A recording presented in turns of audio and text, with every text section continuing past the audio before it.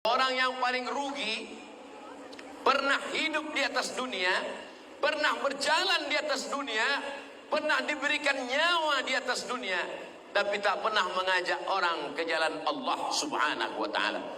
Umat yang paling baik bukan yang selalu ke Makkah, tawaf, haji dan umrah. Dia baik, tapi belum paling baik. Yang paling baik kata Allah, kuntum khaira ummah, kamu umat yang paling baik.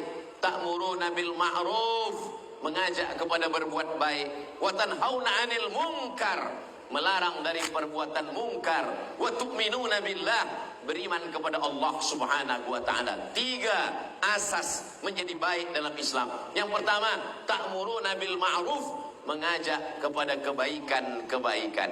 Malam ini mengajak kebaikan dalam bentuk tazkirah, tapi ada mengajak kebaikan tidak dengan tazkirah, tidak bersuara, tapi setiap hari pergi ke masjid, solat berjamaah. Orang melihat, menyaksikan, jiran, tetangga, kawan, sahabat tersentuh hatinya, maka itu juga adalah dakwah. Ada orang yang tidak memberikan khutbah, tidak tazkirah, tapi dengan akhlakul karimah, dengan kata-kata yang lembut, dengan perbuatan yang baik, dia juga sedang berdakwah. Jadi kalau kita tengok, kita pandang ada orang tidak pernah menghafal ayat Quran, tidak pernah menyampaikan tazkirah, tidak pernah menyampaikan khutbah, lalu kita mengatakan, oh, dia tidak pernah bagi tazkirah. Sesungguhnya dia bukan tidak tazkirah, tapi tazkirahnya adalah dengan perbuatan. Mana yang lebih menyentuh ke dalam hati? Apakah kata-kata dari lisan atau dengan perbuatan?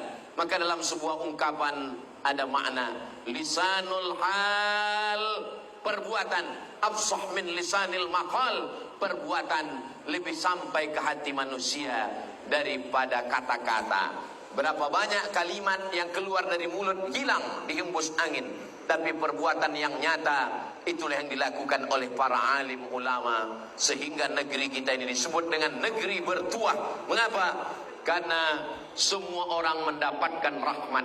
Walaupun muslim yang banyak, mayoriti, tapi sesungguhnya orang yang tidak bersyahadat pun mendapatkan rahmat dari kebaikan. Ini yang diajarkan Nabi Muhammad SAW ketika beliau sampai ke kota Al-Madinah Al-Munawwarah.